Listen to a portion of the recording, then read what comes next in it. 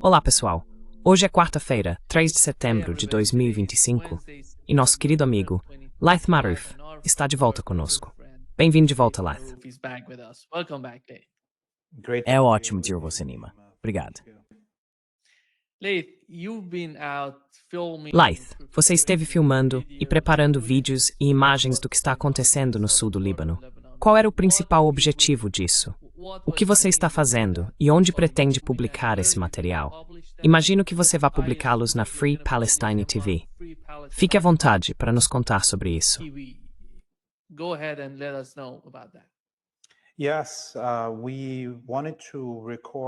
Sim, queríamos gravar documentários sobre os novos postos de ocupação, as áreas em que os israelenses avançaram no Líbano.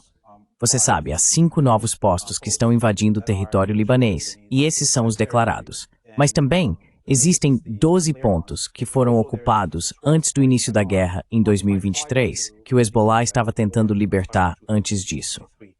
Então, é muito trabalho. Tivemos que ir, claro, para zonas perigosas nas vilas da linha de frente. E não conseguimos filmar tudo em um dia só.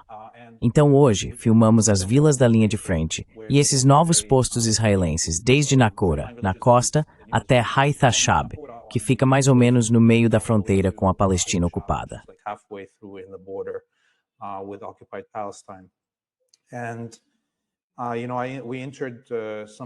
E sabe, entramos em algumas aldeias, nas quais ainda não tínhamos entrado durante esta guerra.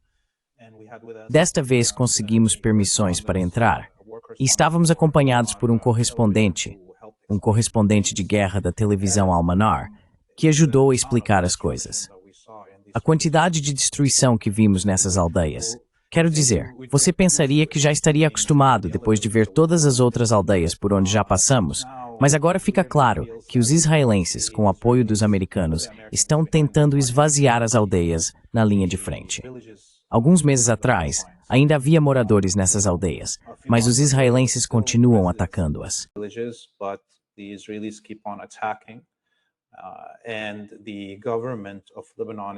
E o governo do Líbano não está fazendo seu trabalho, nem reconstruindo a infraestrutura de eletricidade ou de água, nem mesmo fornecendo defesa militar para essas pessoas. O exército libanês está se mantendo afastado dessas vilas. Não vimos nenhum posto libanês dentro das vilas. Estão todos fora. Então, está claro que eles praticamente abandonaram essas vilas para os israelenses. Portanto, a situação é bastante intensa. Esperamos que a primeira parte do documentário, serão 2 partes para não sobrecarregar o público, saia nos próximos dias. Na volta, estávamos dirigindo e houve um ataque perto de nós, no meio do caminho entre Sur e Saída, no sul, na costa.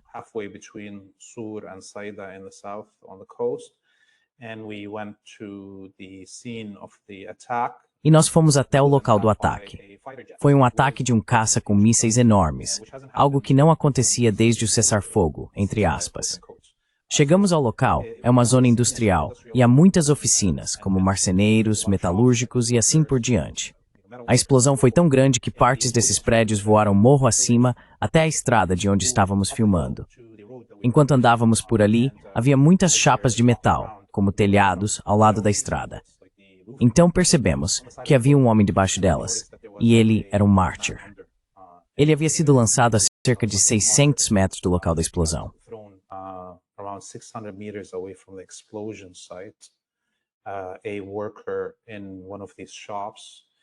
Um trabalhador em uma dessas lojas foi morto, e houve 2 civis feridos. Os moradores da vila estavam muito irritados. Dava para ver que eles estavam realmente abalados com o que havia acontecido. Entrevistamos alguns deles. A linguagem que usavam era, acredito, mais forte do que qualquer coisa que tenhamos ouvido em nossos 2 anos de trabalho com pessoas no local.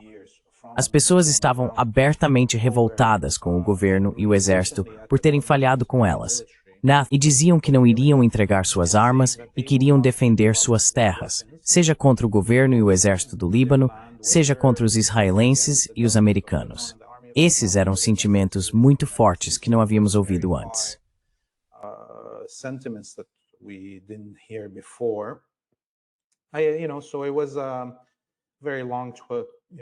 Sabe, foi um dia muito longo, 12 horas de trabalho no campo.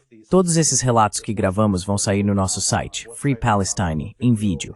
As pessoas podem nos encontrar em todas as redes sociais, como Free Palestine TV, no YouTube, Rumble, Shix e Instagram. Esperamos conseguir transmitir as palavras do povo para o resto do mundo e as imagens da realidade. Acho que a maioria das pessoas não entende o quanto o sul do Líbano está destruído, os vilarejos da linha de frente. São cenas parecidas com as de Gaza, e é acessível para quem quiser ir. É realmente decepcionante ver como a mídia internacional diz: não conseguimos cobrir o que está acontecendo em Gaza, porque os israelenses não estão deixando.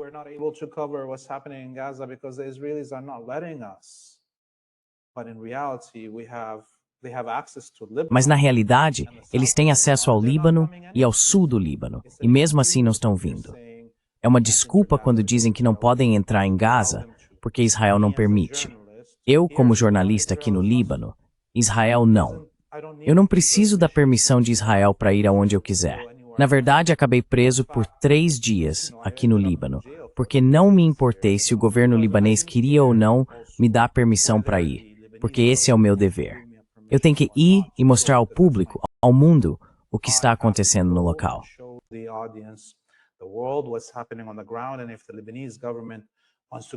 E se o governo libanês quiser me dar permissão ou não, isso não deveria me impedir.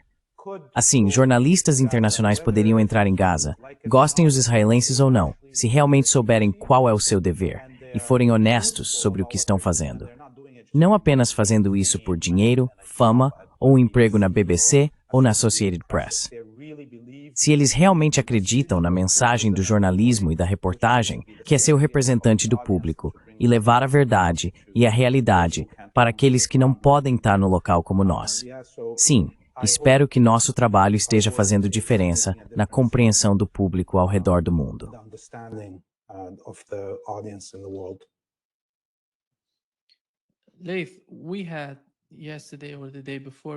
Laith, ontem ou anteontem, o Hezbollah informou às autoridades libanesas que se as atuais posições hostis contra o partido forem mantidas, isso terá um efeito negativo na cooperação do partido em relação à implementação do acordo de cessar-fogo. Qual é a natureza da comunicação que está acontecendo entre os dois, o governo e o Hezbollah? E por que o Hezbollah está se sentindo assim? And why is Hezbollah feeling that way?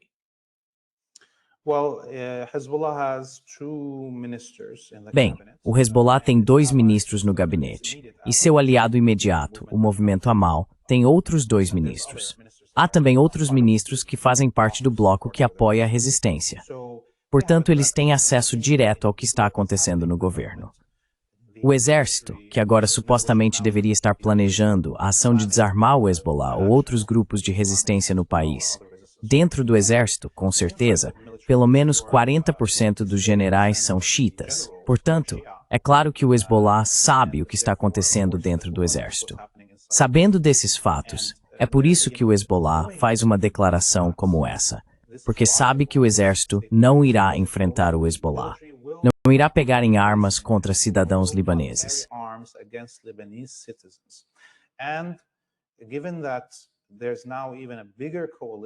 Considerando que agora existe uma coalizão ainda maior de apoio à resistência, já que há 2 semanas, uma nova frente foi organizada com o Partido Social Nacionalista Sírio, outros partidos árabes patrióticos e movimentos locais de libertação libaneses, todos formando uma frente com o Hezbollah e o Amal. Fica claro que o Hezbollah conhece o sentimento generalizado no Líbano.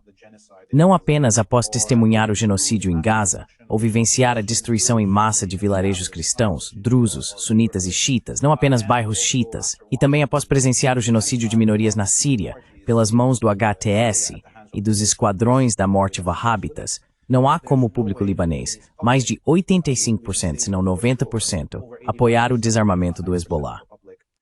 Is against the disarmament of Hezbollah. So all of these things gave Hezbollah's position. Tudo isso deu à posição do Hezbollah uma espinha dorsal, uma força que lhe permite falar com mais firmeza ao governo e ter a certeza de que vencerá em qualquer confronto com esse governo, que agora não tem força militar para implementar seus objetivos, objetivos que são traçados em Washington e Tel Aviv. A população nas ruas do Líbano se levantará se tal situação for imposta ou mesmo tentada pelo governo. Assim, a declaração do Hezbollah agora estabelece um novo padrão para onde as coisas estão caminhando. O fato de o Hezbollah também ter ameaçado encerrar a coordenação ao sul do rio Litani com o exército e o governo, significa que o Hezbollah está ameaçando retomar plenamente as atividades militares ao sul do Litani, se o governo agir contra a vontade do povo e contra a vontade do próprio exército, que neste momento é incapaz de defender o país.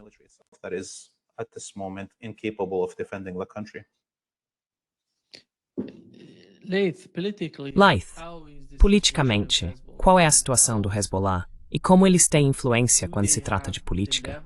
Não estou falando do aspecto militar.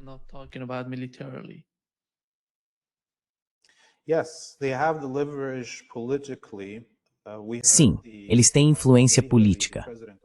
Ouvimos Nabi Berri, o presidente do partido Amal, que também é o presidente da Câmara do Parlamento. Ele, em uma declaração, disse que a linha vermelha é o Acordo de Taif. E o Acordo de Taif, caso nossos telespectadores não saibam o que é o acordo assinado por todos os partidos políticos do Líbano no final da Guerra Civil em 1990, com as garantias, na época do governo sírio e do Reino Saudita. Parte desse acordo determina que qualquer decisão de relevância nacional deve ser tomada por consenso entre as seitas do país. Portanto, o Hezbollah e o Amal representam pelo menos 40% da população. E essa é a estimativa mais baixa do que seria a população xiita no Líbano.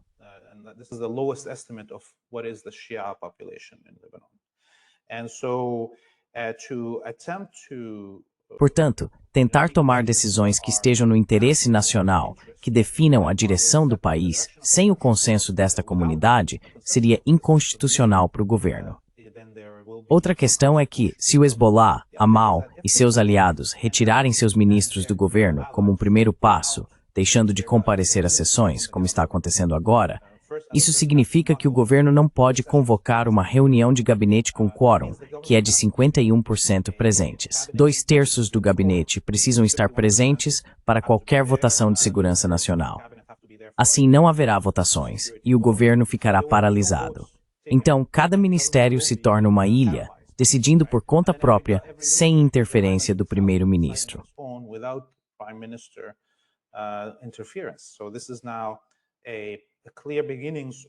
Portanto, isso agora é claramente o início do colapso do governo de Nawaf Salam.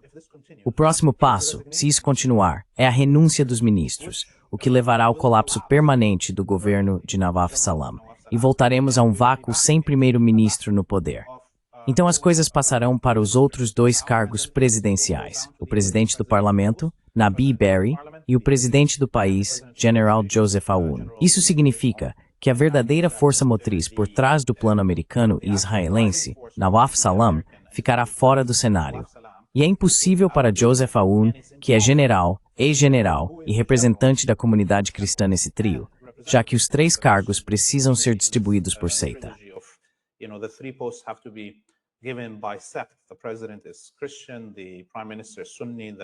O presidente é cristão, o primeiro-ministro é sunita e o presidente da Câmara é xiita. Esse triângulo de poder. Além disso, Joseph Aoun é do sul e sua própria aldeia, uma aldeia cristã no sul, foi atacada. Tudo isso garante que se o governo de Nawaf Salam entrar em colapso, todo o processo que os americanos colocaram em andamento para terminar com o desarmamento do Hezbollah vai desmoronar. E então, veremos o que acontece. Acho que o Hezbollah já tem até um plano para um substituto de Nawaf Salam em andamento.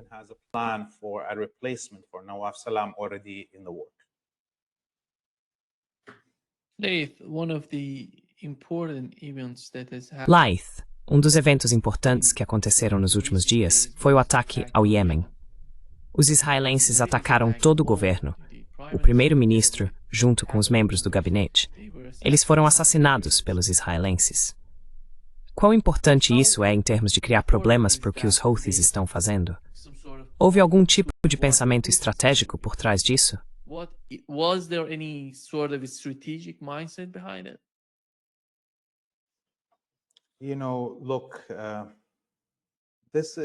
Veja bem, Essa é a primeira vez que os israelenses matam abertamente um representante do governo desse nível e calibre. Podemos talvez argumentar, é claro, que eles assassinaram o presidente Raisi do Irã, mas eles não admitiram isso. Aqui eles estão se gabando do assassinato do presidente, do primeiro-ministro do país e de seus ministros civis. Esta era uma reunião de gabinete regularmente agendada nos escritórios oficiais do primeiro-ministro com os ministros civis.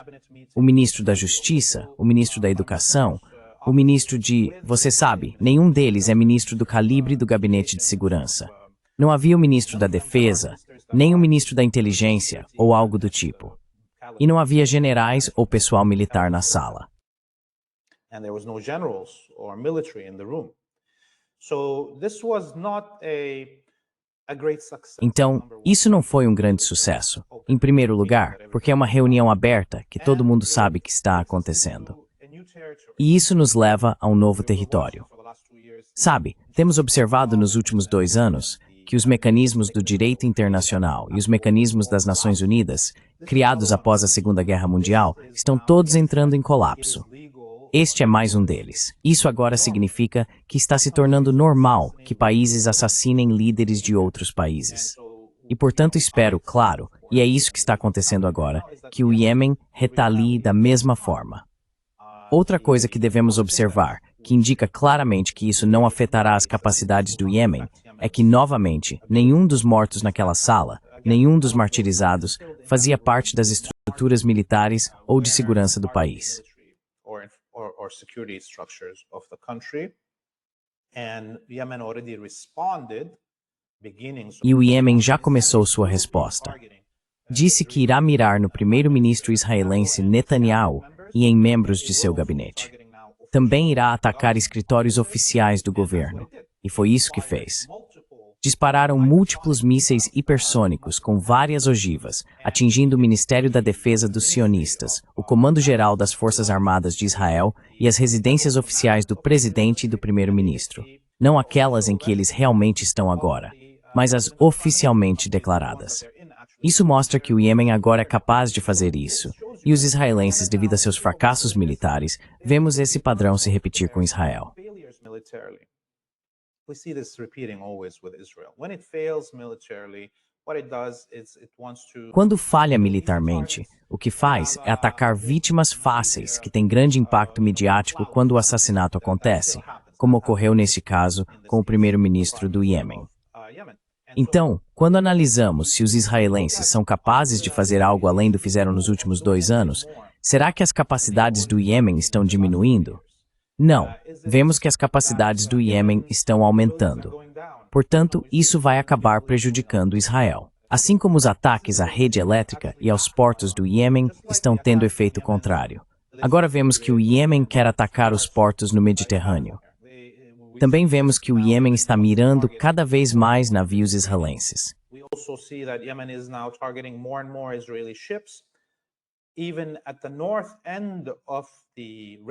Mesmo no extremo norte do Mar Vermelho, foi isso que aconteceu. Esses são navios israelenses que estão indo do Canal de Suez para negociar com os sauditas, aliás. Um navio israelense que estava no porto de Yanbu, na Arábia Saudita. Mesma coisa, basicamente. Yanbu é de onde o petróleo saudita é bombeado para o Mar Vermelho. E esse navio israelense, pertencente ao israelense mais rico, estava carregado com petróleo saudita, voltando para a colônia próxima ao Canal de Suez quando foi atingido. Isso é muito relevante, porque mostra que não é apenas um aviso para os israelenses, é na verdade um aviso para os sauditas, que continuam financiando e fornecendo petróleo e gás aos israelenses durante esse genocídio e essas guerras.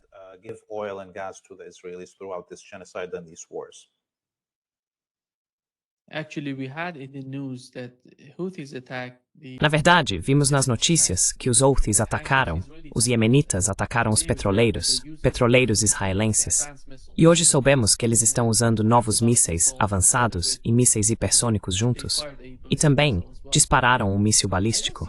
Não vejo o Iêmen simplesmente recuando do que estão fazendo. Como você vê a situação no Oriente Médio? Vimos protestos no Bahrein, pessoas saindo às ruas contra Israel, protestando. Você acha que isso pode ser contagioso? Que de alguma forma pode crescer no Oriente Médio? that would be contagious, that would somehow grow in the Middle East? The people of Bahrain are very noble. Você sabe, o povo do Bahrein é muito nobre. Eles vivem sob opressão há tanto tempo quanto os palestinos. A família real, entre aspas, do Bahrein foi importada da Arábia Saudita e imposta ao povo indígena pela ocupação britânica, que criou a fabricação do Bahrein nos anos 1970. Não existia antes. Era uma ilha com 40 mil habitantes indígenas, imagine só, com uma das maiores reservas de gás e petróleo do mundo. E foi dividida porque estavam acontecendo todas aquelas revoltas árabes nas décadas de 1940 e 50, 1960 e 70, em todo o mundo árabe, e para dar a impressão de que a ocupação britânica estava saindo.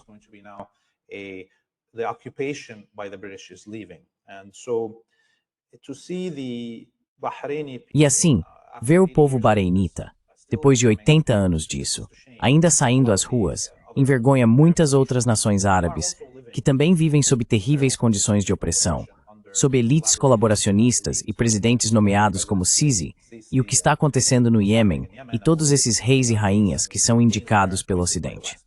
Por isso, o Bahrein é sempre uma inspiração para muitas pessoas na região, por causa dessas condições.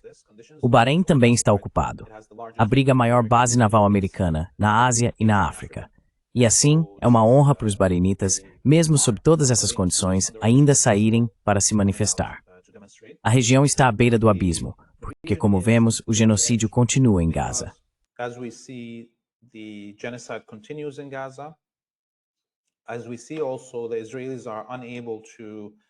Como podemos ver, os israelenses não conseguem alcançar nenhum de seus objetivos militares.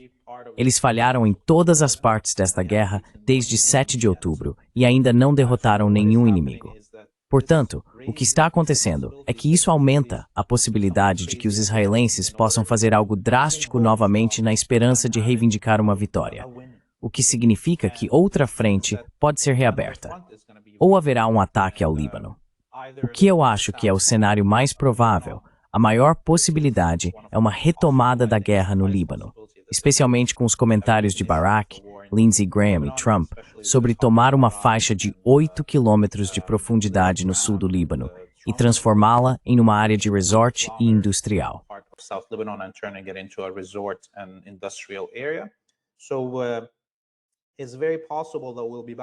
Então é muito possível que estaremos de volta à guerra muito em breve, talvez até antes do final do mês. Existe uma grande possibilidade de que até o final de setembro já estejamos em guerra no Líbano. Há uma possibilidade menor de retorno das hostilidades com o Irã, e eu acho que essa possibilidade é bem menor, porque o custo foi muito alto para os israelenses.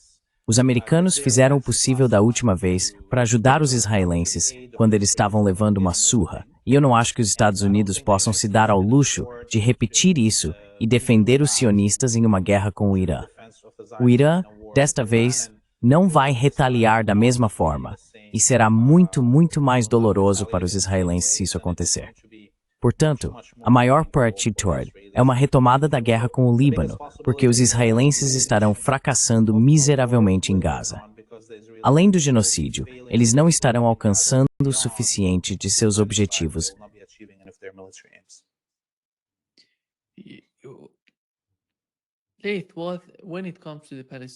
Laith, quando se trata da autoridade palestina, qual é o problema?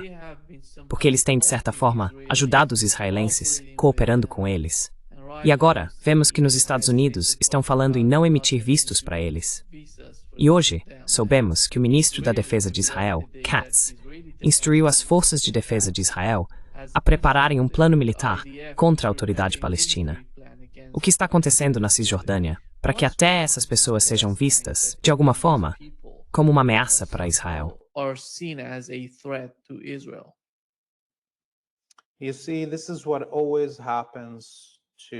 Veja, isso é o que sempre acontece com o escravo da casa, quando não há mais escravos do campo para espancar, certo? O único papel do escravo da casa é manter o escravo do campo sob controle. Quando o senhor diz que o escravo do campo é ruim, vá bater nele. Ele bate por ele, certo? Não dê comida para ele. Ele não dá comida. Então, uma vez que você mata todos os escravos do campo, ou seja, como aconteceu nos últimos 23 meses, houve centenas de membros da resistência palestina mortos na Cisjordânia. Uma enorme destruição em massa em todos os campos de refugiados, fora das principais cidades de Jenin, Tulkarem, você sabe, Belém e todos esses lugares. Então, neste momento, os israelenses veem que praticamente não há resistência na Cisjordânia.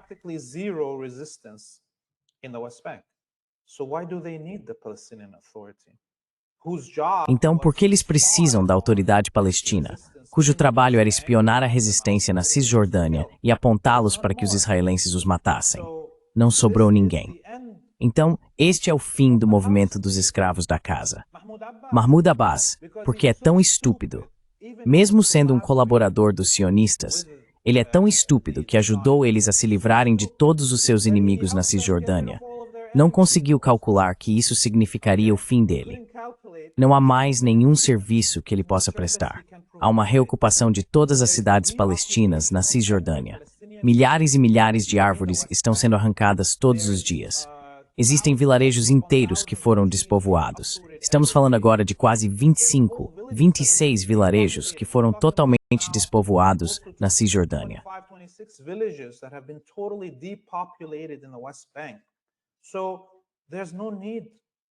Então não há mais necessidade da autoridade palestina e de suas forças de segurança, que foram treinadas pelos americanos e israelenses, fazerem esse trabalho.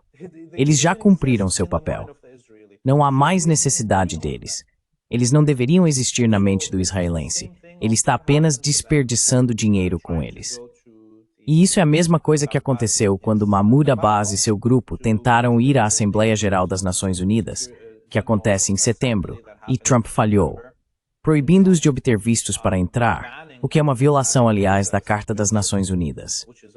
Como país que cedia às Nações Unidas, não pode impedir líderes de comparecerem à Assembleia Geral.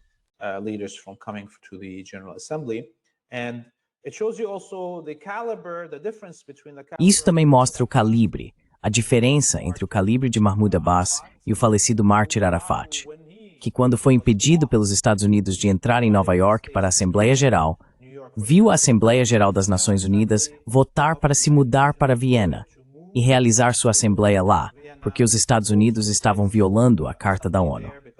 Hoje, não há ninguém para socorrer Mahmoud Abbas. Nem mesmo seus patrocinadores e aqueles que gastam dinheiro com ele, os sauditas e outros, estão pressionando a ONU para transferir sua Assembleia Geral para outro lugar. Nem estão pressionando os Estados Unidos para permitir que Mahmoud Abbas vá a Nova York. Portanto, isso era esperado. O fim de um colaborador é sempre a humilhação por parte de seu mestre.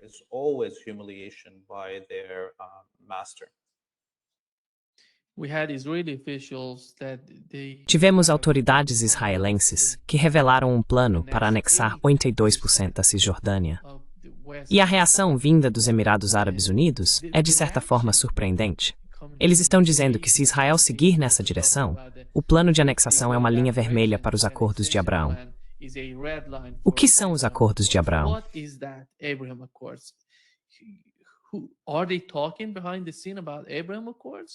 Eles estão conversando nos bastidores sobre os Acordos de Abraão enquanto testemunhamos o genocídio em Gaza? Sim, claramente. Sabe, é importante diferenciar entre o discurso feito para o público por esses regimes fantoches, Emirados, Arábia Saudita, Catar, Bahrein, Turquia, Jordânia e até mesmo Egito, e a realidade de suas ações.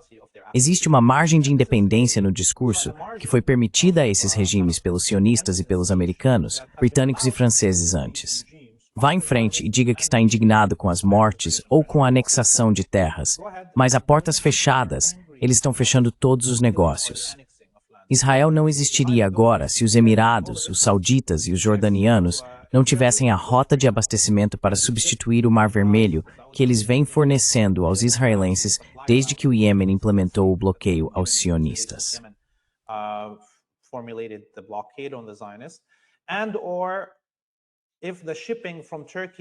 E se o envio de mercadorias da Turquia e do Egito parar, a grande maioria dos produtos que entram em Israel chega por navios de portos egípcios e turcos. Então, sabe, o Erdogan fala, mas na verdade está apenas escondendo o fato de que está fazendo esse trabalho. E é parecido com os Emirados. O Acordo de Abraão, ou a rendição de Abraão, ou a rendição sionista, está acontecendo desde 1948 por esses regimes, e eles na verdade têm colaborado.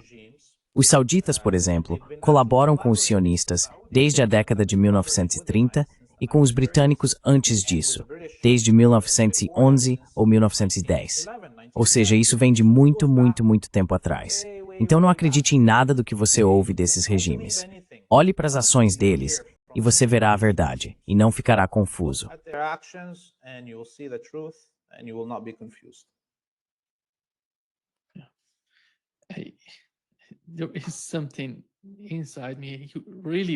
Há algo dentro de mim que realmente quer que Israel ataque esses países para que eles entendam que não são nada quando se trata de Israel e de lutar contra Israel. E eles têm que ser, na minha opinião, eles têm que ser gratos pelo que a resistência está fazendo para defender a região. E você não vê isso acontecendo. Eu não sei se as pessoas que estão no poder nesses países entendem isso. Elas entendem? Elas não falam sobre isso. Ou elas literalmente não acreditam nesse tipo de argumento.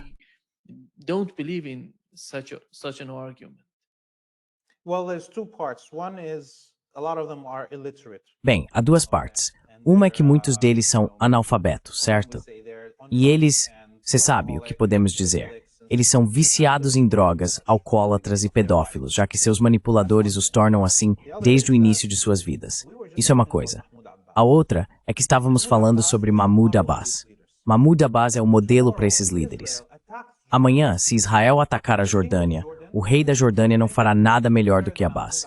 Ele vai, na verdade, assistir seu país ser tomado e chorar aqui ou ali na frente da ONU ou onde for, mas colaborar nos bastidores, desde que lhe paguem seu salário. Você sabe, o rei saudita no início dos anos 1900 e o rei dos Hashemitas recebiam salários diretos do governo britânico. Na verdade, do escritório de inteligência deles na Índia, na Companhia das Índias Orientais.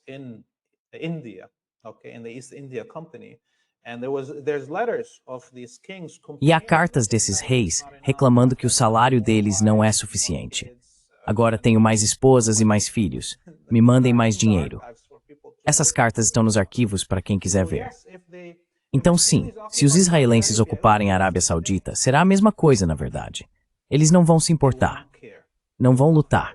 Vão fingir que são fracos demais para lutar e chorar aqui e ali, contanto que continuem no poder inutilmente como Mahmoud Abbas. Contanto que o dinheiro para suas drogas, álcool e mulheres continue chegando, com mulheres sendo trazidas da Ucrânia e da Letônia para suas próprias ilhas Epstein que eles têm. Isso é ótimo para eles. Eles não se importam com seu próprio povo. Nunca se importaram com seu povo. Nem sequer se importam em serem pessoas melhores.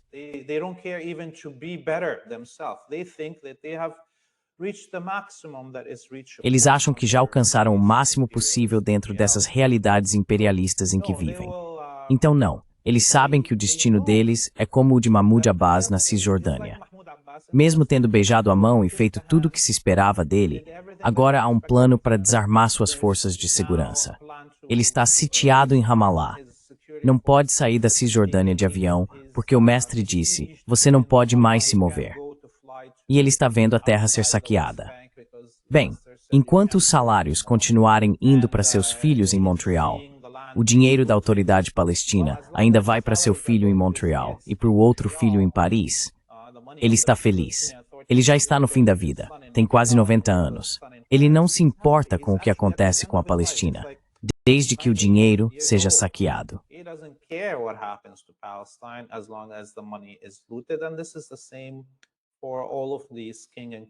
Isso é o mesmo para todos esses reis e membros da realeza no mundo árabe, até mesmo o Egito. Sisi vai vender. Sisi vendeu ilhas, as ilhas mais estratégicas do Egito na entrada do Golfo de Aqaba, situadas entre a ponta da Península do Sinai e a Arábia Saudita, que basicamente Nasser, Gamal Abdel Nasser, lutou para libertar e usou para bloquear os israelenses e o porto de Eilat nos bons tempos. Eles as venderam sem discutir com o povo, sem levar ao parlamento. Venderam para os sauditas.